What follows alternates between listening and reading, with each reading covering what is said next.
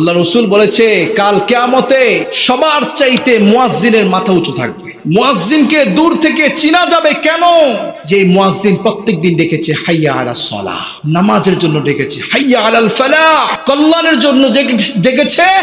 আমার রসুল বলে কাল কিয়ামতে এই মুয়াজ্জিনের মাথা সবার উপরে থাকে। কিন্তু সবচাইতে বেশি অবহেলিত ইমাম মুয়াজ্জিনরা, ঠিক কিনা বলেন?